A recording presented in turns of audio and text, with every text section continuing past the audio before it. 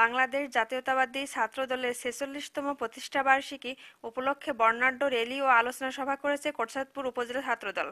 হাজার হাজার ছাত্র নেতাকর্মীদের উপস্থিতিতে এই কর্মসূচিতে প্রধান অতিথি হিসেবে উপস্থিত ছিলেন কেন্দ্রীয় বিএনপির তথ্য ও গবেষণা বিষয়ক সহ সম্পাদক সাবেক ছাত্রনেতা কে এম আমিরুজ্জামান খান শিমুল। র্যালিটি সারা শহর প্রদক্ষিণ করে সংক্ষিপ্ত সমাবেশ করে। এতে বক্তব্য রাখেন কোটচাঁদপুর উপজেলা ছাত্রদলের সাবেক সভাপতি, বর্তমান যুবদলের উপজেলা সভাপতি আশরাফুজ্জামান খান মুকুল, যুবদলের সাধারণ সম্পাদক আল মামুন, কোটচাঁদপুর উপজেলা স্বেচ্ছাসেবক দলের সভাপতি কামরুজ্জামান সিদ্দিকী, কোটচাঁদপুর উপজেলা ছাত্রদলের সিনিয়র যুগ্ম আহ্বায়ক শিলু পারভেজ জনি, যুগ্ম আহ্বায়ক আব্বাস উদ্দিন, আব্দুস সবর, জাহিদুল ইসলাম সোহেল সহ সভাপতিত্ব করেন কোটচাঁদপুর উপজেলা ছাত্রদলের সদস্য সচিব হুমায়ুন কবির ভূঁইয়া হীরা। সভা সঞ্চালনা করেন কোটচাঁদপুর পৌর ছাত্রদলের সদস্য সচিব ফজলে রাব্বি।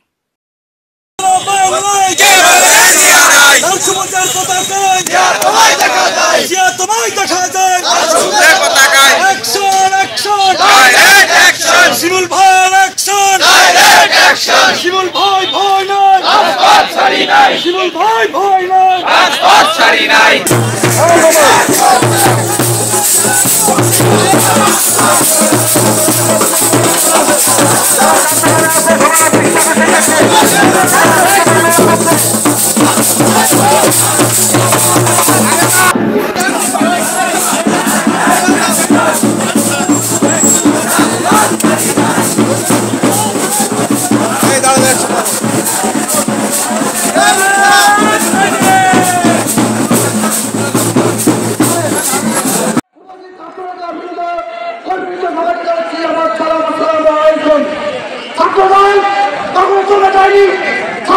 সবসময় সামনে এগিয়ে গেছে, সামনে যদি কোনো বাধার আসে ছাত্ররা আবার বিগত করবেন ইনশাআল্লাহ।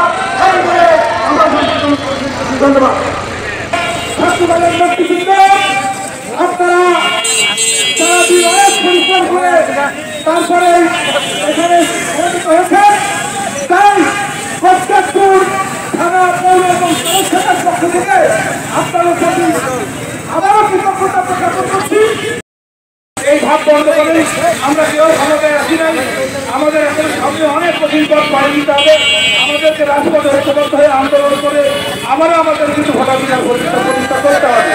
সেই দিনে সকল মানুষের মন জয় করে আমরা বিএনপি রাজপথ থেকে আমার সেখানে ভারতের দিয়েছে প্রধানমন্ত্রী নির্বাচিত আজকে আমাদের নেতা চেতনার তারেক রহমানকে প্রধানমন্ত্রী করে দেশে ফেরত আনবো।